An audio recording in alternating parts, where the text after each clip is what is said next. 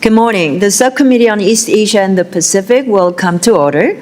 This hearing will provide details about the United States strategy towards the region, including how the United States will diversify critical supply chains away from China, while also addressing the many economic, political, and military challenges facing U.S. interests in East Asia and the Pacific. Let me now recognize myself for our opening statement. Good afternoon. Good morning. Welcome to East Asia and the Pacific Subcommittee hearing on implementing an America First approach in the East Asia and the Pacific region. We're pleased to welcome the Honorable Michael DeSombre, Assistant Secretary of State for East Asian and Pacific Affairs. Mr. DeSombre, thank you so much for joining us. Since October, you have led one of the State Department's most critical bureaus at a time when U.S. policy in the Indo-Pacific must prioritize American strength, prosperity, and security while racing ahead of the Chinese Communist Party. During your Senate confirmation, you outlined three clear goals: bolstering U.S. strength with allies and partners, advancing American prosperity through commercial diplomacy, and stopping the flow of fentanyl and illegal immigrants from Asia into North America. This hearing provides an opportunity to review progress on those priorities that you set forward and identify how Congress can support them. We begin with Taiwan, our critical democratic partner facing unrelenting pressure from Beijing. The Trump administration and Congress have stood firmly with Taiwan against daily CCP threats and coercion. With U.S. support, we're strengthening Taiwan's ability to deter a Chinese attack, blockade, or other form of aggression. We welcome the administration's approval last December of a historic $11 billion arms package for Taiwan. And Secretary Rubio informed the full committee last month at our hearing that a $14 billion follow-on package is now under review. The future of Taiwan must be decided by its people, not Beijing. Beijing's aggression extends beyond Taiwan. In the South China Sea, the CCP continues its campaign to dominate international waters by converting small features into military bases. Near Scarborough Shoal, claimed by Philippines, China has undertaken actions that risk further militarization. We must work closely with our allies and partners to defend freedom of navigation and uphold the international law. This subcommittee recently examined how the CCP has built a fentanyl precursor pipeline that continues to kill Americans. We must shut this deadly flow. Strong U.S. leadership on human rights is also essential. Supporting Vietnamese activists, pressing for North Korean freedom, and holding the CCP accountable for atrocities against Uyghurs, Tibetans, and others. As the Burmese civil war carries on, the Trump administration has renewed sanctions on the regime, and we're excited to hear about the State Department's next steps in this conflict. At the same time, now is the time to deepen our core alliances like AUKUS and the U.S., South Korea, Japan trilateral, which remain indispensable Pacific anchors. The United States and Japan have reset the economic relationship, invested together in critical minerals development, and worked to upgrade our defense relationship. Meanwhile, South Korea remains an essential partner of the United States in deterring North Korean aggression and reindustrializing the U.S. economy. So we welcome the strengthened defense ties and joint investments in critical minerals. Mr. DeSombre, thank you for your service. As you can see, there are a lot of issues that we need to discuss today. And so we look forward to your testimony and to partnering with you to advance peace through strength across the Indo-Pacific. The chair now recognizes the ranking member from California, Representative Berra, for your opening statement. Thank you, Chairwoman Kim, and glad that you're here, Assistant Secretary DeSombre. While we see a lot of challenges around the world, whether it's the continued conflict of the illegal Russian invasion of Ukraine, the challenges we see in the Middle East right now, and challenges closer to home in the Western Hemisphere. I think the chairwoman would agree that the Asia Indo-Pacific region still remains the most vibrant, complicated, and consequential region as we think about the 21st century, and our greatest competitor for influence, which is the PRC. I appreciate your extensive experience working in the region, including more than 25 years working in the private sector and serving previously as the U.S. ambassador to Thailand. So I appreciate that experience that you're bringing here. When I think about the multiple opportunities but challenges, the chairwoman talked about a few of them. We often overlook what's happening in the ASEAN nations in Southeast Asia, the continued civil war in Burma, still simmering tensions along the Thai-Cambodia border. We'll be interested in hearing about that. Met with a Filipino delegation yesterday of legislators. We still see tensions in the South China Sea, an aggressive PRC gray zone. I'm going to call them a navy, but they may not call them a navy. They may call them fishermen that act quite like a navy. That becomes a hot point. I think we appreciate the Japanese Prime Minister, in the position that she's taken in maintaining peace and stability in East Asia, and certainly have seen some of the economic coercive measures that have retaliated against Japan. We appreciate Chairman Mast, Ranking Member Meeks, and the entire committee for passing our trilateral legislation. I know Chairwoman Kim has worked on this a lot for a U.S.-Japan ROK trilateral cooperation at the legislative level as we look to maintain a peaceful, prosperous 21st century.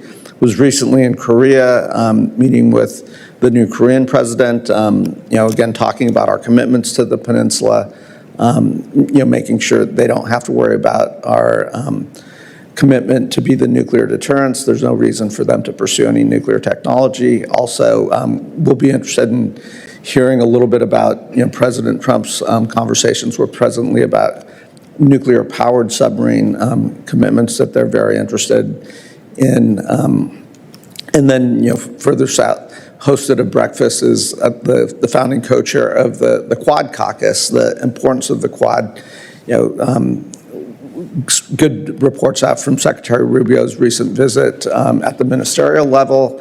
When he was here in committee, he did say there would be a leaders level, whether it would be a direct meeting or a one-off of a prior meeting. I think that would be incredibly important at the leaders level.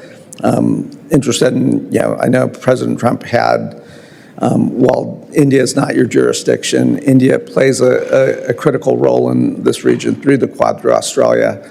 And then also we'll be interested, we recently hosted a hearing on fentanyl trafficking and a lot of conversations. And as I talked to the Pacific Island ambassadors, a lot of transiting of illegal narcotics that are having a real big impact on the islands there, methamphetamine and fentanyl and so forth. And I think we had a pretty productive hearing talking about how to disrupt some of those flows with our partners in Australia and New Zealand. And then more recently, last year, was in New Zealand, or in Australia and New Zealand, on a CODEL, and we saw the PRC Navy while we were there circumnavigate Australia. So we're seeing a much more aggressive PRC Navy in the region. So we'll want to get some updates on that, and obviously an update on AUKUS, which seems to be going well. So lots to cover, vibrant region, one that is incredibly important to our national security and economic success in the 21st century. And again, look forward to your testimony and questions, and I'll yield back. Thank you. Other members of the committee are reminded that opening statements may be submitted for the record. We are pleased to have Senior Bureau Official for the Bureau of Human Resources at the U.S. State Department, Assistant Secretary DeSombre, before us today. Your full statements will be made part of the record, and I'll ask you to keep your spoken remarks to 5 minutes to allow our members to ask questions. So let me now recognize you, Assistant Secretary DeSombre, for your opening statement. Chairwoman Kim, Ranking Member Bera, and members of the subcommittee. Thank you for the opportunity to testify today on implementing an America First approach in the East Asia and Pacific region. The region is of vital strategic importance to the United States, and our commitment to a free and open Indo-Pacific is unwavering. As Secretary Rubio has emphasized, the United States must carefully balance our global defense priorities, ensuring that we maintain robust alliances and a credible deterrent in both Europe and the Indo-Pacific.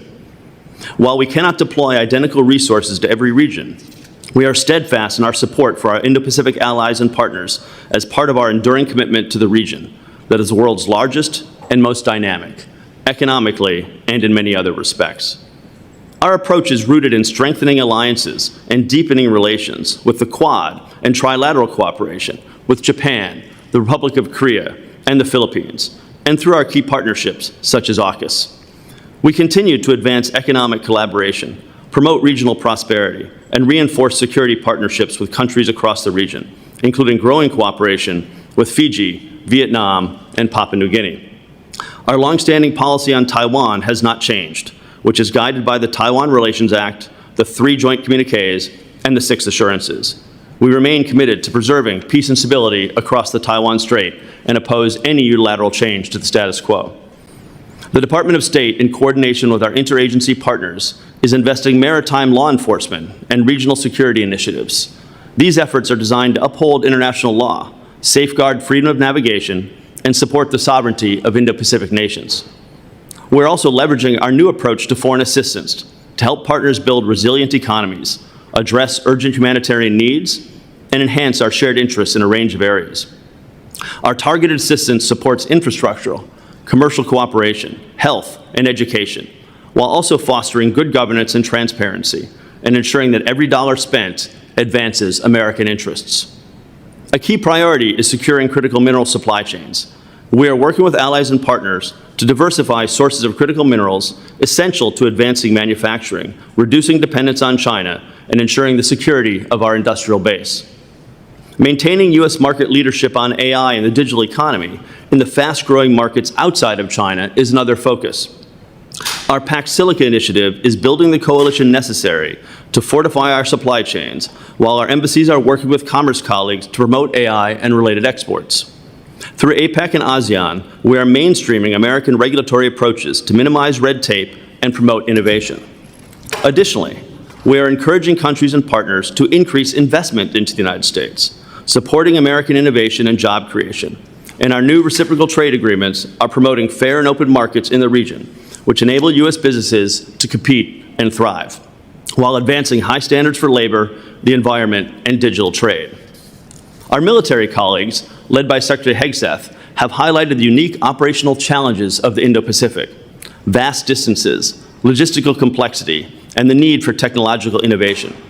We are working to ensure that U.S. forces remain agile, resilient, and ready to respond to any contingency, while leveraging local economies and building the capacity of our partners. We are working closely with our developed country treaty allies, Australia, Japan, and Korea, to meet the security challenges of the future and increase resourcing and defense cooperation to share the burden of maintaining a free and open Indo-Pacific. We are also working closely with our Southeast Asia treaty allies, the Philippines and Thailand, to ensure interoperability and preparedness. We share a clear-eyed assessment with our allies that a region dominated by a hegemon would undermine the foundations of stability and prosperity for all. Together with U.S. interagency partners, EAP supports U.S. engagement to combat transnational crime across the Indo-Pacific, targeting the fentanyl supply chain, pressing China and other countries to take concrete law enforcement actions, and working to dismantle transnational criminal organizations running online scam operations that defrauded Americans of more than $12.5 billion in 2025. We are closely working in parallel with DOJ, which has restrained more than $15 billion in cryptocurrency from scam centers since October 2025, and advancing targeted sanctions and diplomatic pressure to hold governments accountable for enforcement. I would like to highlight 2 recent developments that underscore our ongoing engagement in the region.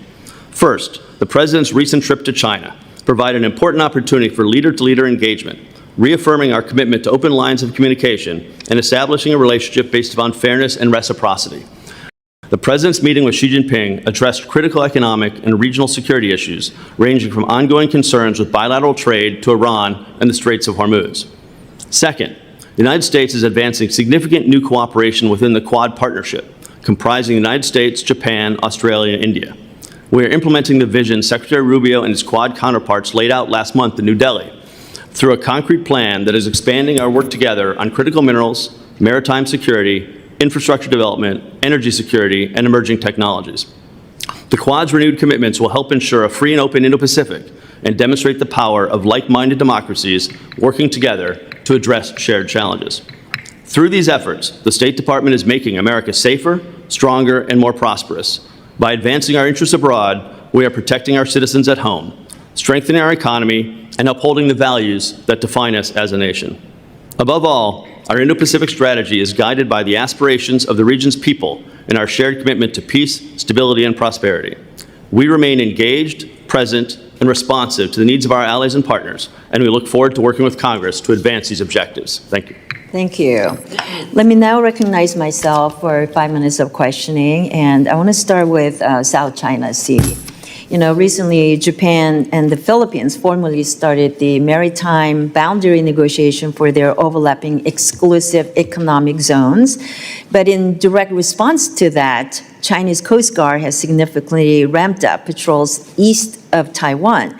That is all while Beijing continues its campaign to turn the South China Sea into a Chinese communist lake by turning small island features into Chinese military bases and expanding its legal claim to waters belonging to other nations through artificial island construction. So can you talk about what the Trump administration's message is, and for what message is Trump administration giving to China when it considers reclamation activity in the South China Sea? Chairman, thank you very much for that question. Obviously, the activities of China in the South China Sea, whether they're in reaction to the Japan-Taiwan negotiation or otherwise, obviously are of utmost concern to us and something we pay attention to quite closely.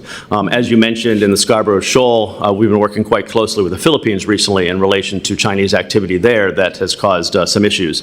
And so it's an area where we are very focused on and really focusing with our allies and partners in line with the national security strategy to ensure that we have deterrence along the first island chain and really ensuring that we have the capacity to ensure that we maintain peace and stability in the Indo-Pacific. Could you be a little specific about what State Department is doing for that deterrence factor, especially in the open sea lanes, resilient supply chains, and freedom of navigation in South China Sea area? Sure. I mean, freedom of navigation, we engage in our freedom of navigation operations quite frequently in and around Taiwan, along with our allies and partners. We also have assets around, actually recently have relocated some Coast Guard ships to the Philippines, for example, from CENTCOM, and there's been additional Coast Guard ships added to Guam as well. And obviously, Indo-PACOM is uniquely focused on ensuring that we have sufficient resources in the Indo-Pacific to address those challenges. Thank you. You know, as you know, Philippines is our vital mutual defense treaty ally and ASEAN chair this year, but it's subject to constant gray zone coercion from the Chinese Coast Guard. So how can the U.S. and Southeast Asian partners work more closely to ensure South China Sea remains free and open?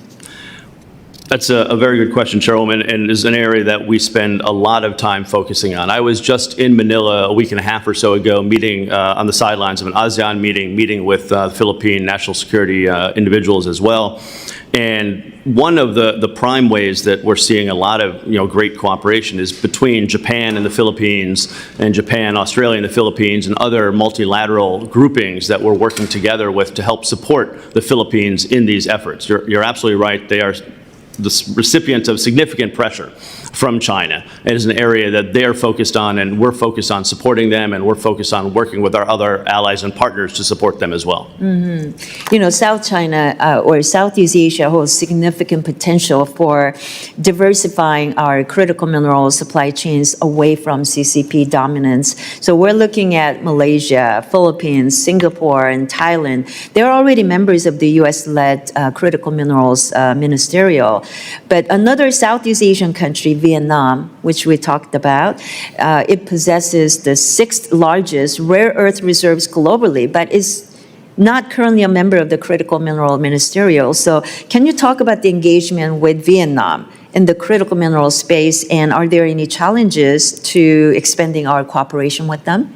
No, that's a very good question. Thank you. Vietnam is an area that we are focusing in the critical minerals.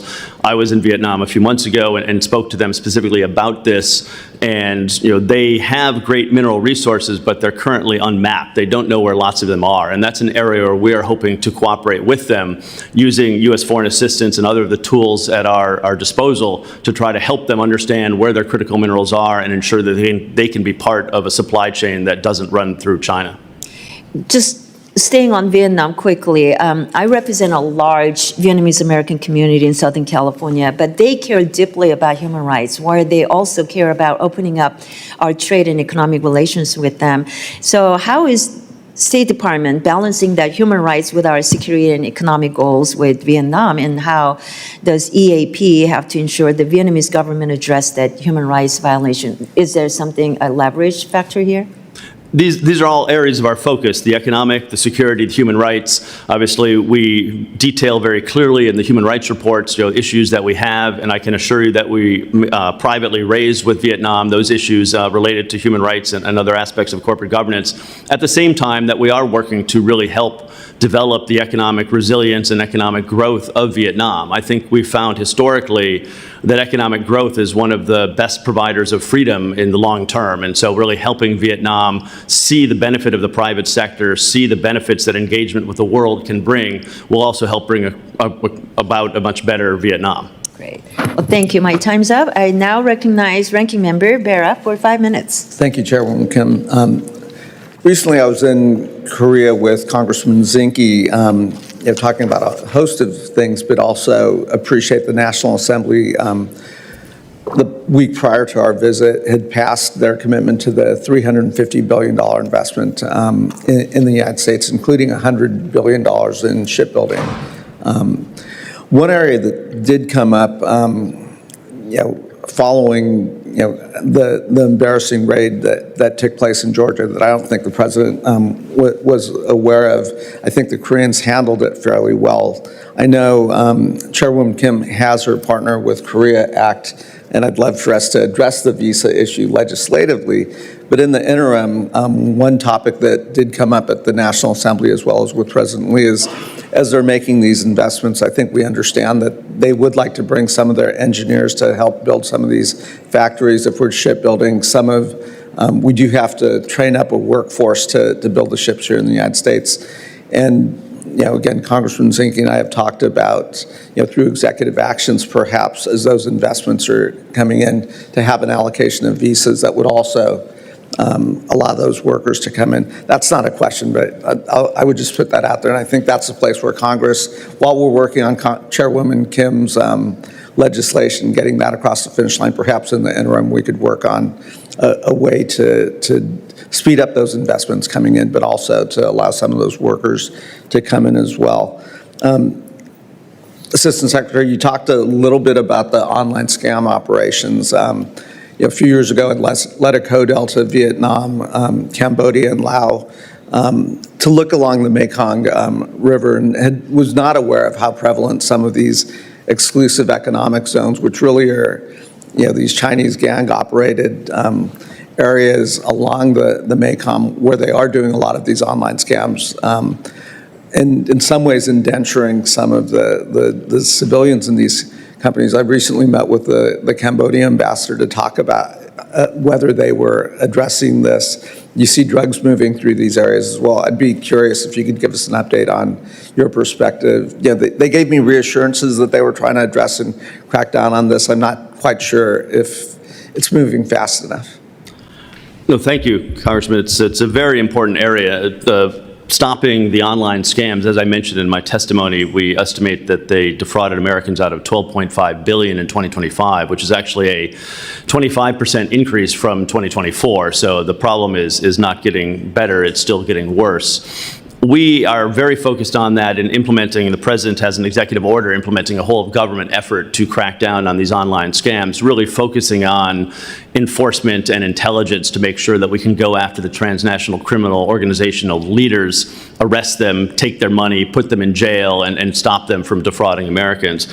And we are seeing, interestingly, some positive developments out of Cambodia and others in terms of cracking down on the scams. Prime Minister Hun Manet has definitely made it a priority for his government, and we have seen positive movements in that regard.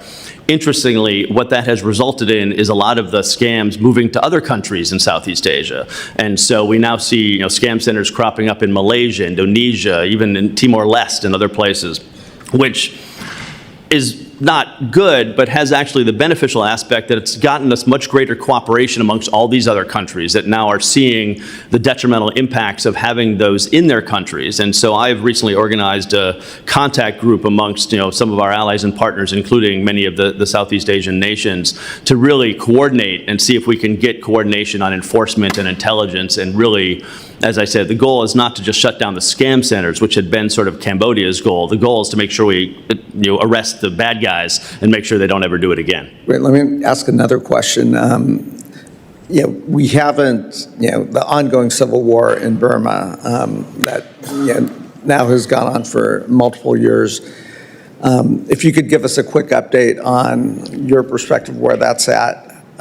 We have allowed the ASEAN nations to try to take a primary responsibility in bringing an end to the civil war, but obviously it's continued.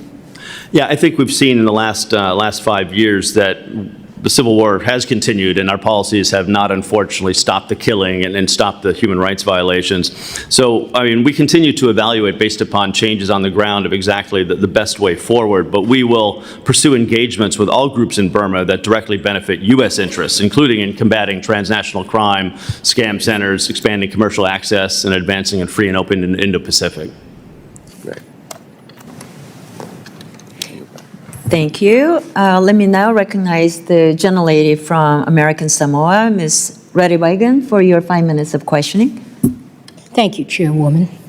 Talofa lava, and good morning, Secretary DeSombre. Thank you for being here today, and it's great to see you again. As you know, the Pacific Island nations are important strategic partners of the United States as they sit between the United States and the Indo-Pacific, but China continues to expand its footprint in the region, including new debt burdens from infrastructure investment in Fiji, Tonga, the Solomon Islands, and Vanuatu. Can you please update us about State Department efforts to resist growing PRC influence in the Pacific Islands region? And what steps can Pacific Islands with intense debt exposure to China take to reduce their strategic dependence? Great. Thank you very much for that question. This is an area that is receiving tremendous focus from the State Department. I can assure you of that. Both from myself and the Deputy Secretary have spent a lot of time in and around the islands, including Deputy Secretary's coordination and hosting with Indo-PACOM Commander Abel Paparo, a Honolulu Pacific Investment Summit in earlier this year. And that really goes to the two ways that we're really focusing on dealing with the challenges that you present. The first one is trying to build up economic resilience. And so really working with the Pacific Islands to figure out ways that we can get more American or other Western allied investments into these countries to help build up the economic resilience. And we're definitely seeing great strides in that regard. As part of that, we're also really deploying large amounts of foreign assistance to help with various infrastructure and communication, subsea cables being a great example, working together with Australia and Japan and others to really help ensure that all of the Pacific Islands are connected by safe, subsea cables, to provide them the connectivity to the internet in a way that also doesn't rely upon our adversaries' involvement in those cables. So that's a very big area. But then secondly, we're obviously emphasizing to them by presence. I've traveled out to the region, Deputy Secretary has traveled out to the region, making sure they know that the Pacific is of vast importance to us. We are, after all, a Pacific nation, and we want to ensure that, that we are part of the Pacific and that they know that we're part of the Pacific. And we've been seeing some positive results. We saw the most recent election of Prime Minister Wale in the Solomon Islands, for example, which has indicated that he's reevaluating the relationship that they've developed with China before and looking to work with traditional security partners, as he describes. So we're definitely seeing some fruits of our labor flavor, and it's an area where we will be continuing to focus. The Pacific Island Forum is coming up in another couple months, and we will be well attended at that, and will ensure that we're deeply involved in the Pacific Islands. Thank you, Madam Chairwoman. I yield back the balance of my time. Thank you. Let me now recognize the gentleman from Maryland, Mr. Orchowski, for your 5 minutes of questioning. Thank you, Chair Kim, Ranking Member Bera, and thank you, Assistant Secretary DeSombre, for being here today. Appreciate your service and your time. I wanted to just get absolute clarification on part of your testimony this morning, where you said that policy toward Taiwan has not changed, including the 6 assurances. I want to just affirm that that is absolutely the department's, and the administration's position. Yes. Okay. So maybe you can help me clarify. I know that the president recently on Air Force One, when he was at the recent summit in China, he told reporters that he had discussed U.S. arms sales to Taiwan with President Xi in, quote, great detail. He went on to a Fox interview later to say that he was holding a major package of arms sales to Taiwan in abeyance, and suggested that whether he notified Congress on his approval, quote, depended on China. I'm just trying to square those comments, which are a pretty alarming and blatant violation of those 6 assurances, with your testimony this morning. So if you could help clarify, I certainly would appreciate that. Sure, thank you. I think we can assure you that whenever we meet with China, they raise the questions of Taiwan and Taiwan arms sales. So it is a part of almost every discussion that we have with them. So it's something that is always discussed with them, but that is not in any way a deviation from the 6 assurances. I'm sorry, I'm having a hard time. So we're not consulting with China, despite what the president said? China is constantly talking to us about their desire for us not to sell arms sales to Taiwan. Okay, so whether or not he notifies Congress does not depend on China? Correct. Okay. The president, I would welcome if the president wants to clarify that as well. I'd appreciate it. Speaking on one more issue on China, if I may, and I appreciate that clarification. On July 1st, China passed a new ethnic unity and progress law. It's set to take effect. In short, this law codifies and expands the Chinese Communist Party's campaign of forced assimilation between Tibetans, Uyghurs, and other ethnic and religious minorities in China. I just wanted to sort of get your take on it and say that I really want to urge the State Department to engage with China. This is a very concerning law.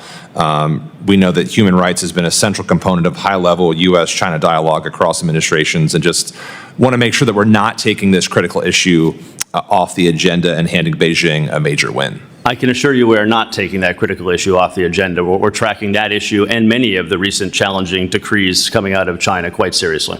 Okay, I appreciate that, and I guess I'll just end on the Uyghurs. We know that in his meetings with President Xi last month, did the president raise Beijing's human rights abuses against the Uyghurs and other ethnic minorities in Xinjiang? We know that he raised various different issues with persons in China. I'm unsure. I was not in the meeting. I'm unsure exactly whether that was raised. Okay, sure. And then just as I conclude my time, going back to the arms package, do you have a timeline for when the administration plans to notice that arms package? As Secretary Rubio has indicated, the $14 billion is currently under review by the president, and the president will determine when that happens. So no current timeline as to when that package might get noticed? As I said, the president is reviewing it, and he'll make that decision. Okay. Madam Chair, I really appreciate the opportunity to ask these questions, and I yield back the balance of my time. Thank you. Let me now recognize the gentleman from Kentucky, Representative Andy Barr, for your 5 minutes questioning. Assistant Secretary, thank you for being here, and thank you to the administration for the unambiguous commitment to a free and open Indo-Pacific. And I want to follow up from my colleague from Maryland's questions about the administration's commitment to Taiwan and deterrence in the Taiwan Strait. I think context is important with respect to this $14 billion package proposal that is under review. Can you, just for the record, describe the $11 billion package of arms sales that is a record commitment to Taiwan that the administration has approved? No, thank you for mentioning that. Obviously, the $11 billion is more than the entire amount that was approved under the prior administration. It represents a real sea change in what we're providing to Taiwan. I apologize, I don't have the details in front of me of what are the equipment as part of that, but can I assure you it's some very important Well, equipment. can I reclaim my time and clarify that it included HIMARS, rocket systems, ATACMS missiles, howitzers, drones. So this concern that the administration has not yet approved an additional $14 billion needs to be put in its proper context, that there has never been an administration that has demonstrated the commitment to Taiwan that this administration has demonstrated already with an $11 billion record commitment of arms sales. Now, we still have questions about how we can help, the Congress can help the administration in addressing the backlog. So let me actually address that question to you. What can we do in Congress to help deal with the more than $32 billion, including this $11 billion commitment, the $32 billion in arms that are awaiting delivery to Taiwan? Obviously, we have defense industrial base challenges. We have needs to backfill from Epic Fury. What can Congress do to help expedite the deliveries of these arms sales? No, that's a very good question, and I appreciate that you had the details on the $11 billion, which clearly do demonstrate what we're providing to Taiwan. I think as part of, I think you raised a good point on the defense industrial base, and that's an area where we're really working to try to bring more investment into the U.S. So trying to do whatever we can to facilitate those investments, along with obviously facilitating any appropriations for defense that are requested by the administration as well, I think are probably the two most important areas. Let me ask you this. My colleague, Rob Whitman, fellow colleague on the China Select Committee, has introduced the Porcupine Act that would categorize Taiwan as a NATO plus ally with the goal of expediting arms sales. Would this legislation be embraced by the administration in helping clearing the backlog in military sales? We obviously are very supportive of Taiwan and our obligations under the Taiwan Relations Act. Whether that specific bill, what it would do, I haven't had a chance to review it, so I can't specifically comment upon it, but we appreciate the support, obviously. Let me ask a fairly blunt question. Can you assess the impact that Operation Midnight Hammer and Epic Fury has had in terms of deterrence in the Taiwan Strait?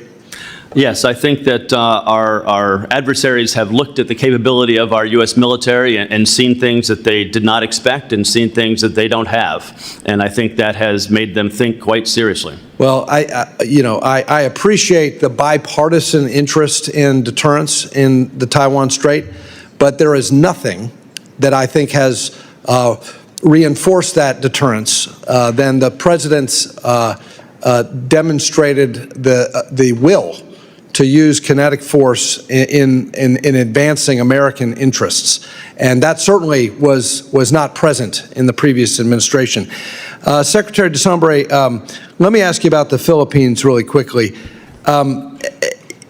Clearly, investing in development of Subic Bay as a shipyard has been important, and getting the U.S. Navy back into Subic would be an additional demonstration of deterrence. What next steps does the State Department see for not only new development in Subic Bay, but also to support the players that are already there? No, thank you, Congressman. Very good question. As I mentioned earlier, we're already seeing some Coast Guard ships in Subic Bay at the moment that have relocated from CENTCOM to Subic Bay, which is a great addition to our capacity there. Obviously, we are working significantly from a foreign assistance standpoint to make sure that the infrastructure within Subic Bay and the whole Luzon economic corridor will support both economic activity and other defense-related activity there as well. So we're using the various tools at our capacity to make that happen. And I know that Indo-Pacific is very focused on ensuring that we have the right resources in and around the Philippines. Well, thank you. My time has expired. Congress stands ready to help the administration with those arms sales to Taiwan. Thank you for your leadership. Thank you, Congressman. Yield back. Thank you. I now recognize the gentleman from Rhode Island, Mr. Ramo, for your 5 minutes questioning. Thank you, Madam Chair, and thank you, Assistant Secretary, for being here to discuss your America First approach to East Asia and the Pacific region. Unfortunately, this administration's America First policy has meant America facing important issues alone. To me, if you want to put the security and the economic future of the American people and our interests first, that means working with our allies, being a reliable partner, and showing consistency in our foreign assistance programs. Our foreign assistance programs put America first by supporting American jobs, businesses, our goals, and security. And a great example of how we can invest in the security of the Pacific, coordinate with our allies, and support our domestic industries is no better example, I think, right now than the continued implementation of the Australia, United Kingdom, United States Security Pact known as AUKUS.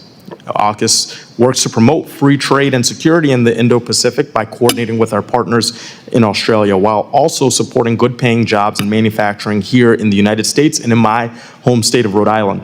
So, Assistant Secretary DeSombre, I have limited time, so if you could answer yes or no, do you agree that a program like AUKUS is a good example of putting Americans and America first in East Asia and the Pacific? AUKUS is a great example, and the President has indicated that we're full steam ahead on AUKUS. Great. And I agree, and I'm glad that we agree, but I'm concerned that on other issues, your America First is false advertising and doesn't actually put America first, support the role of our allies in our shared futures, and doesn't strengthen the relationships between East Asian and Pacific nations and the United States.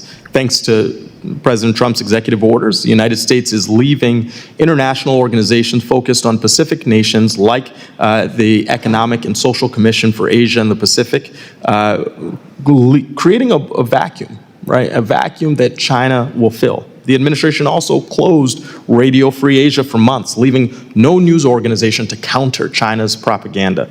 The administration withdrew from the World Health Organization and canceled global health programs, leaving our citizens at greater risk of tropical diseases. The administration canceled food aid programs, leading to the deaths of hundreds of thousands of children and greater regional instability. The administration delayed assistance to Taiwan. In fact, in your written testimony that lays out how you are implementing your approach to East Asia and the Pacific, you don't mention Taiwan once.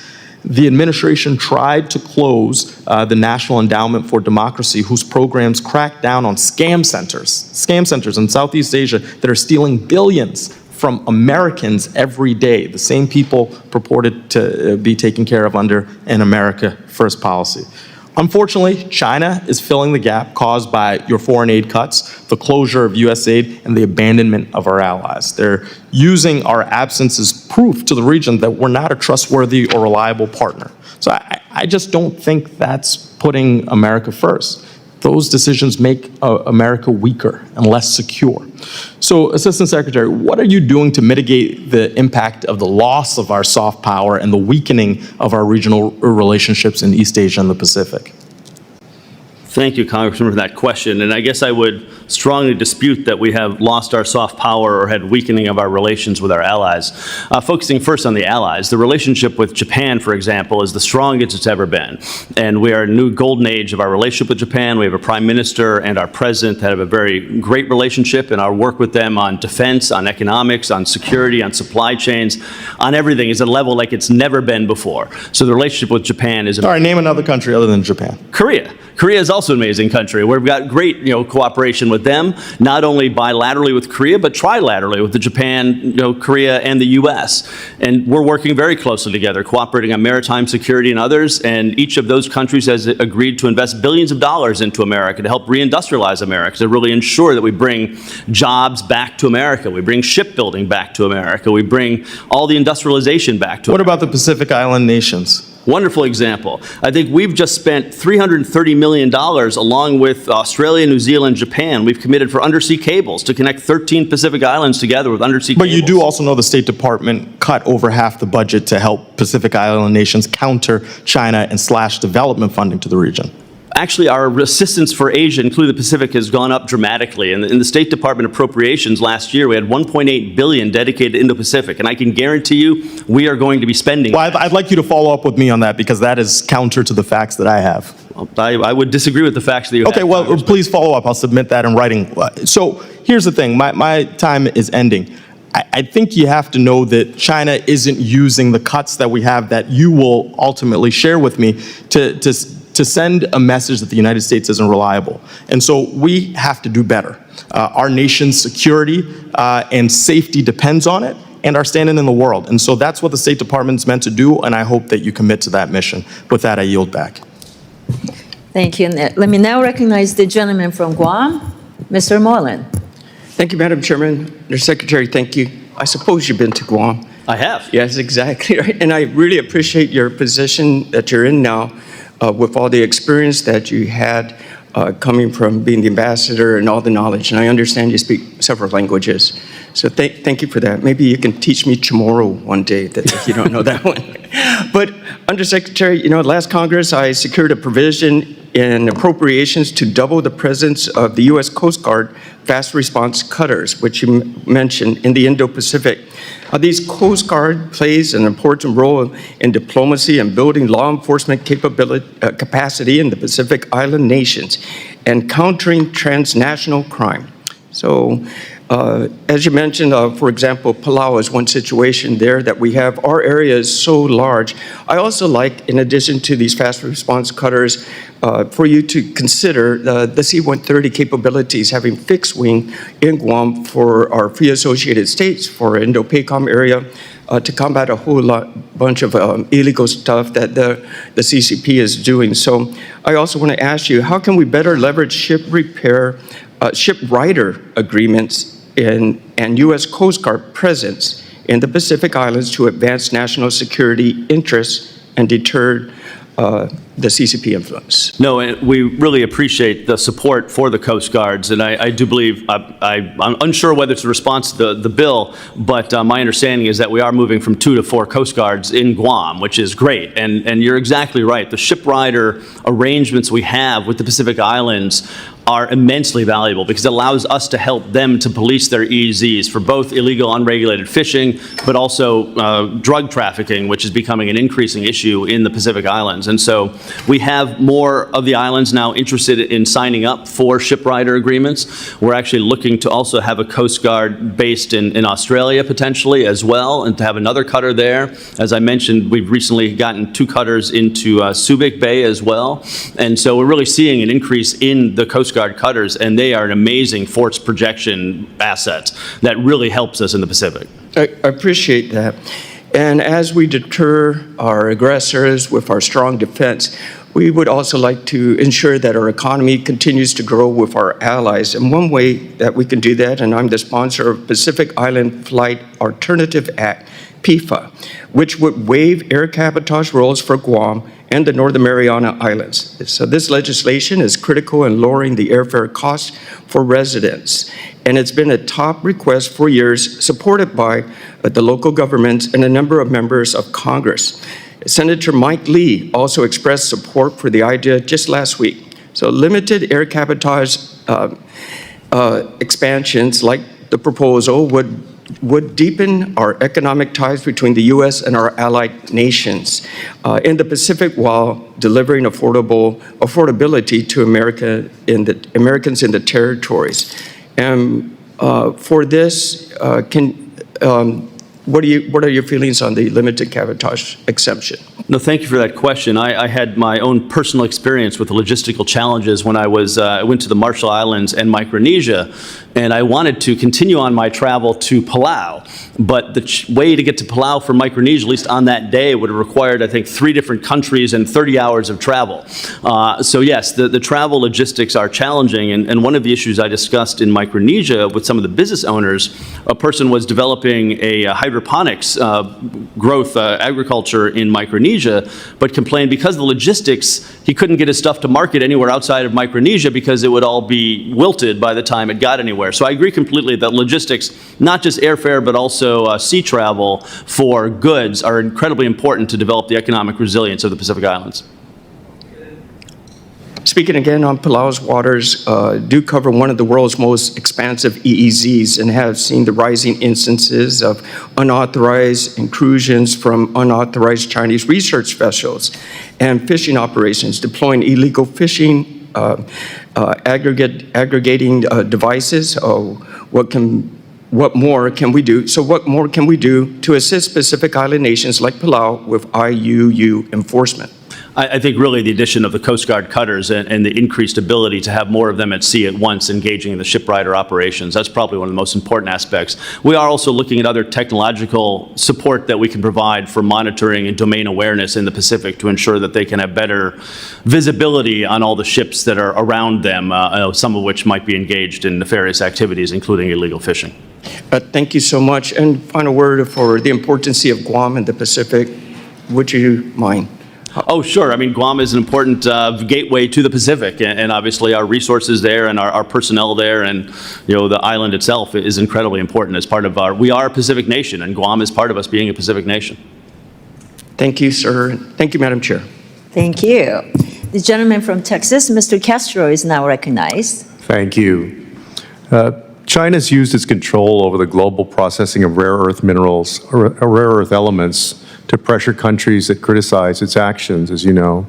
It's imposed rare earth and other export control restrictions on Japan since November of 2025 in response to a comment by Prime Minister of Japan that PRC military aggression against Taiwan could potentially pose a threat to Japan's survival.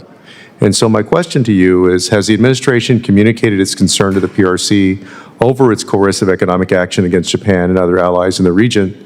And given recent and past PRC coercion against U.S. allies in the region, are there any trilateral or quad plans underway to build resilience against and respond to that PRC coercion? Congressman, thank you very much for that question. This is an area that we are acutely focused on, I can assure you, and it is a whole of government effort to ensure that we remove ourselves from the dependencies that we have. The whole world woke up last October when China put restrictions on the export of critical minerals to how dependent we all are. Japan actually had experienced that once before, about 10 years ago, and had been a little bit further down the road in sort of understanding the challenges, but now they're experiencing it quite severely. We are working through all mechanisms, bilaterally. In the Quad, we definitely have focused on critical minerals. This is an area that was discussed in New Delhi at the Foreign Ministers' Quad meeting, and we are moving out. We are in the process, led by USTR, of negotiating a plurilateral agreement on the trade in critical minerals that will provide the mechanism to resist the predatory pricing that China has used to essentially take away the processing capabilities from the rest of the world by undercutting all the processing when they start to then, essentially run them out of business. So we need to deal with those efforts. But we are actually seeing a lot of good fruit coming from the efforts so far, whether it's in the Linus facilities in Malaysia or Mountain Pass in the United States, seeing increased processing and increased production of rare earths. And we are focused on this laser focus on ensuring that we remove that dependency as quickly as possible from us and our allies. The second question I have for you is on ASEAN engagement. Earlier this year, you traveled to several places in Southeast Asia: Singapore, Hanoi, Jakarta, Manila, and Bangkok, among others. In-person and consistent engagements with the region and interlocutors there is paramount, of course, to socializing our views and gaining traction on our own priorities. That's precisely why many of us were perplexed when the Office of Multilateral Affairs in the East Asia Pacific Bureau was shuttered by the State Department last year. The FY26 NDAA reauthorized an Office of Multilateral Affairs in the EAP Bureau. So what's the status of reconstituting this office, and how does the department plan to bring back expertise that was lost in the reorganization? Thank you for that question. In this regard, the reorganization did not lose any expertise. That office was folded into our Office of Southeast Asian Affairs, led by one of my Deputy Assistant Secretaries. I can assure you that we have sufficient expertise and have been deploying it. I also completely agree with the desire or need for in-person engagement. I can tell you that I've now been to 9 of the 11 ASEAN countries personally within the last 8 months, and it's an area where I anticipate significant continued engagement. Are you reconstituting that Office of Multilateral Affairs? Yes, within the Southeast Asia office. And what is that going to look like? Well, because you said you didn't lose any expertise, so what's the reconstitution going to add then? I'm not sure it adds much. It's just a different name for it. We have That's the a waste of money? expertise within the Southeast Asia Bureau office already. Did Congress waste that money, or did we waste policy on this reauthorization? I'll defer to Congress on that, but I do believe we have sufficient expertise within our office. Well, I mean, I guess, our job is oversight and figuring out what tools to offer and to provide to the State Department. And you're telling me that the reorganization didn't take away any expertise, didn't hurt the function, and then Congress reauthorizes to go back to something else. So what's the deal? I think in general, the capability of the personnel, and I'm coming from the private sector, not having served all my life in government, I've been incredibly impressed by the capability of the people that we have. And whether or not you have an office called by a separate name or a designation doesn't really matter that much. It's fundamentally the capability of the individuals, and I can assure you that we've got the capability there. All right, my last question is, does President Trump plan to attend the ASEAN summit this fall? You've seen President Trump very engaged in Asia. He's obviously been to Korea, to Japan, to China most recently as well. We will definitely ensure that we have high-level engagement at the ASEAN summit. Oh, I know, but do you know whether he's going to attend or not? I don't have his schedule. Thank you. Gentleman else? Okay. Let me now recognize Gentlelady from South Carolina, Ms. Biggs, for your questioning. Thank you, Madam Chair, and thank you, Secretary DeSambre, for testifying before our committee today.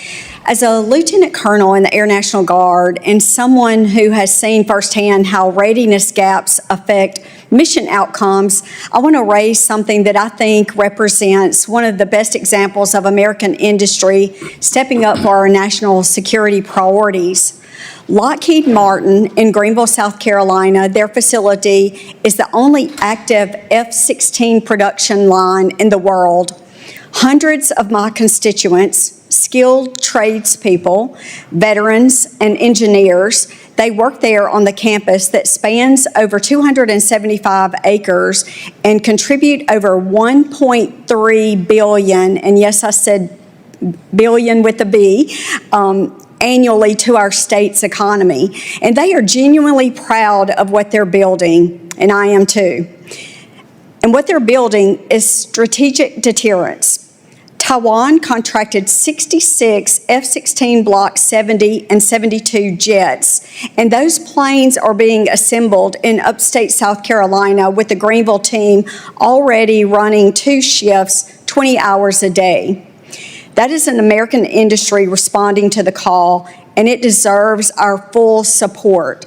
I also want to recognize the strong foundation this administration has built. Taiwan's passage of a $25 billion supplemental defense budget reflects a partner that is serious about its own security. Further, the administration's announcement of 3 presidential drawdown authority packages is exactly the kind of decisive action that reinforces that confidence. And I want to commend the work that has gone into making those authorities available. My question to you is how we can continue to build on that momentum. Some deliveries have faced timeline adjustments due to global security chain constraints, which is understandable given the complexity of these systems. But my question is, what tools or authorities does the State Department need from Congress to help smooth the FMS process and support our defense industrial base in meeting these commitments? Well, Congressman, first of all, thank you for your service, and I thank you for the question. And obviously, the development of our defense industrial base is a prime focus of this administration, and that's through both supporting our arms sales abroad and also supporting investments into the U.S. to help develop, whether it's in shipbuilding or other areas.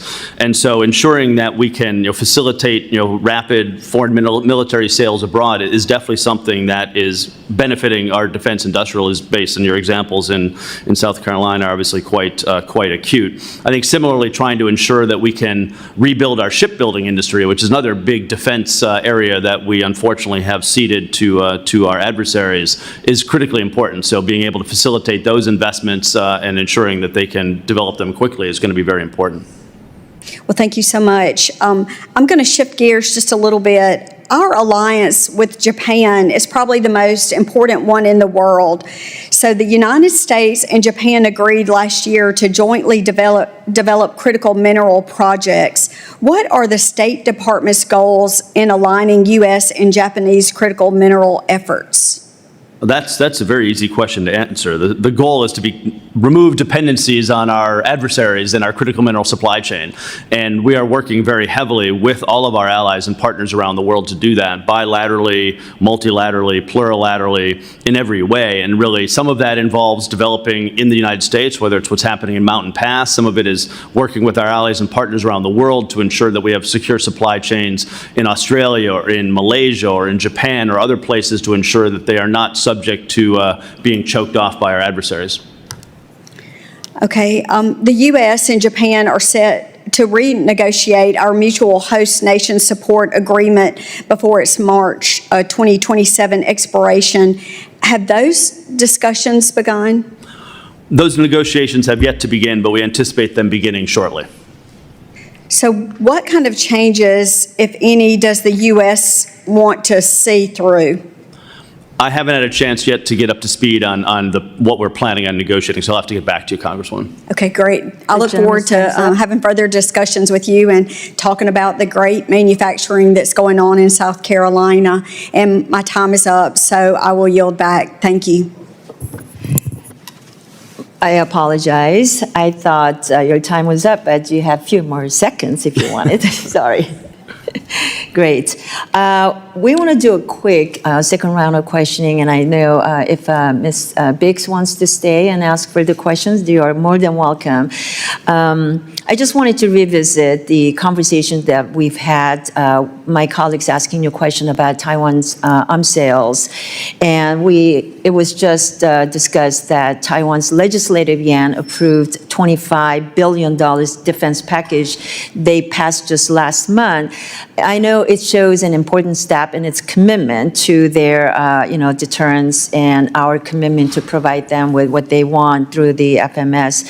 But that budget did not include important spending on important capabilities like drones, and our American companies like Anduril and others are trying to build drones directly in Taiwan.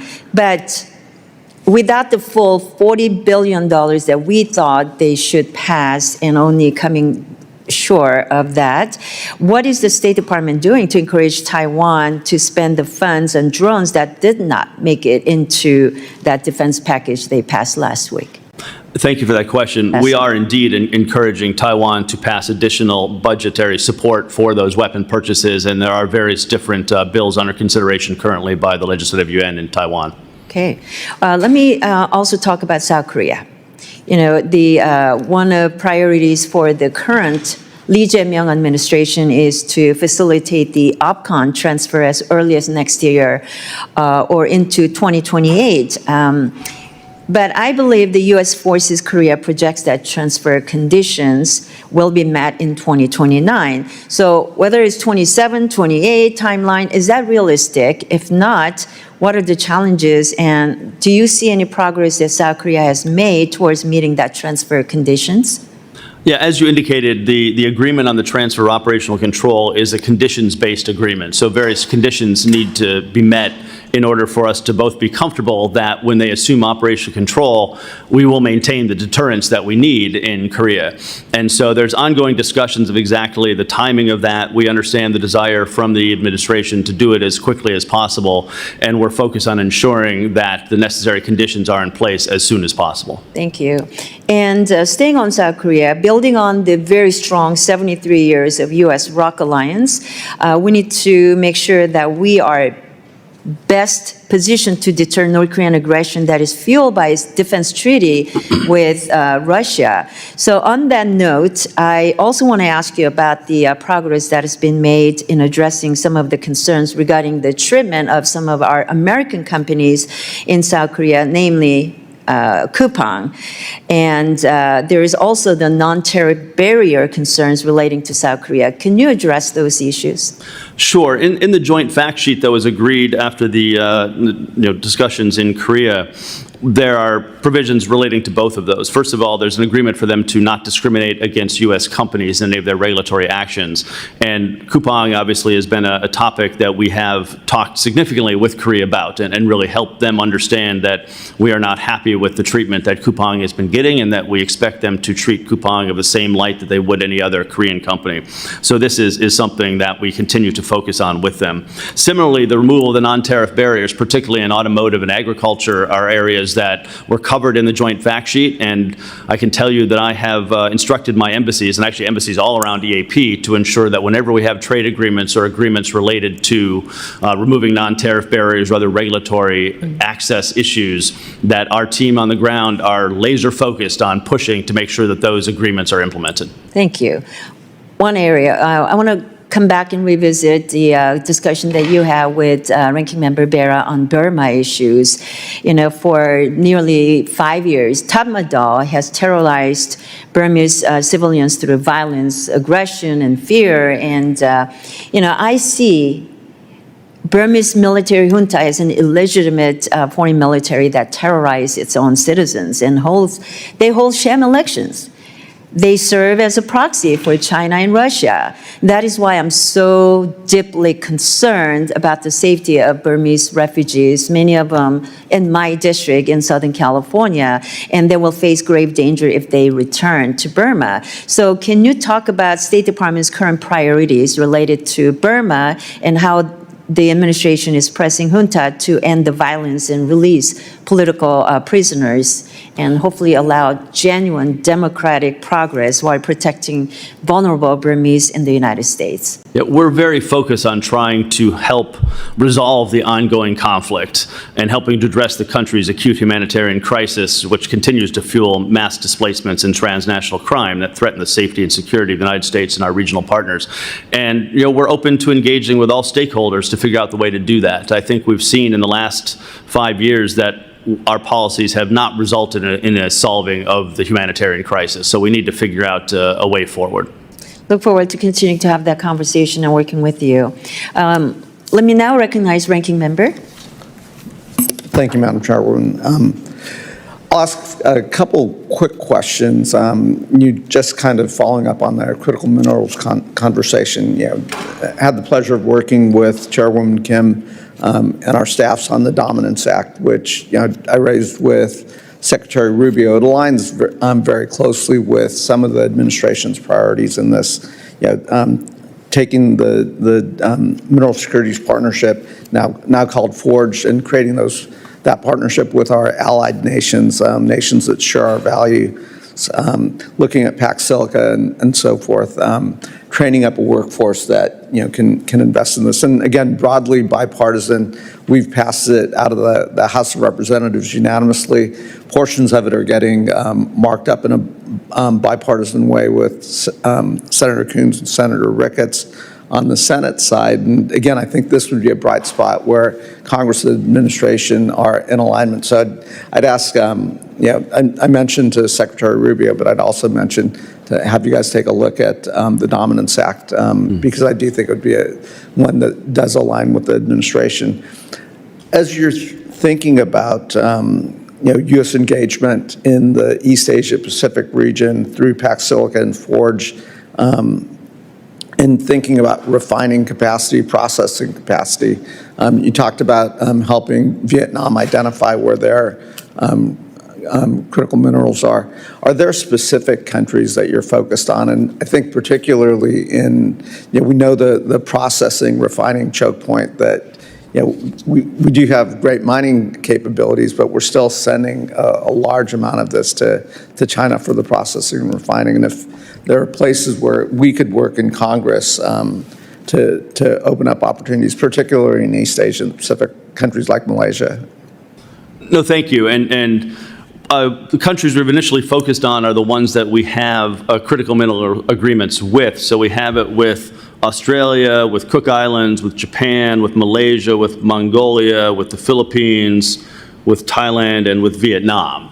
We're looking at also New Zealand, because actually the South Island of New Zealand has amazing mineral resources, and the current government there really is focused on actually taking advantage of its natural resources in a way that prior governments had not. And so this is an area where we really are very focused and trying to work with as many of the countries as possible. And the real challenge of both getting access to the mines, and Australia has huge resources in that regard. I think New Zealand does as well, perhaps not as well developed. But I mean, so far far, Malaysia has been the most advanced in terms of the processing because you had the Australian-owned Linus facility there already, which is now being expanded. But we're looking for other places where it makes sense to do that processing. Some in the United States, the Mountain Pass facility as well. But there's additional, areas in Malaysia, Vietnam, and others that I think, and Thailand, that could be good for processing. And so we're definitely exploring those opportunities as well. Great. And, this past March, the State Department also announced its intent to work with Congress to allocate $250 million in foreign assistance funding for PAC Silica. Could you give us an update on the status of that collaboration? Any additional information on what types of projects and partners, that may be the ones that you just touched on, and then, obviously working with Congress, what we could do to support allocation of that funding. No, this is great, and PAC Silica is obviously a big part of our, securing the semiconductor and supply chain for AI, and runs not just critical minerals, but goes beyond critical minerals. So it involves both of them, and there's some overlap. I mean, just today, there actually is a 2-day conference for PAC Silica at the State Department, which unfortunately I can't be at because I'm here with you today, but chaired by Undersecretary Hellberg, who's really running the PAC Silica initiative and is bringing together a large number of countries, including new ones signing on as observers that are trying to expand the group of countries that we're working with. So it's moving quite well, and there's combinations of different supply chain initiatives, different potentials for economic zones that will allow us to have greater, focus on investment in those locations and really allow us to, again, do anything to remove the dependencies we have upon the supply chains running through China. Great. And I'll just make one last plug. I think I would urge the administration to take a look at the Dominance Act. Again, not partisan, bipartisan, good for our national security, good for our supply chains. I think lines up very well with the goals of the administration. And, again, I think would be a bright spot that would be a good bill to send to the president's desk. And with that, I'll yield back. Thank you. Yeah. To that end, I know I have to concur that this administration has made great strides and with great initiatives like PAC Silica, Project Vault. What we're trying to do through our Dominance Act is to codify it so that we can ensure our allies and partners that there is a durability going forward. We included in the Dominance Act is also the Economic Security PAC. We're focusing on mining, the educational for it so that we can increase the mining workforce area. So I do agree with my ranking member in our request for the administration to take a look at this and give us the support on that. But, it's passed the House, it's in the Senate, and we're also trying to include that in the FY27 NDAA. So I know we are very optimistic, right? It will get signed into law. With that, I want to thank Assistant Secretary DeSombre for the valuable testimony and answering all of our questions from our members. And the members of the committee may have some additional questions who didn't participate in the second round of questioning session. So if Assistant Secretary DeSombre will be so kind, if you do get those additional questions, that you would respond in writing, and we will share that with the members. So pursuant to committee rules, all members may have 5 days to submit statements, questions, extraneous materials for the record, and subject to the length limitations. So without objection, the committee stands adjourned. Thank you. Thank you.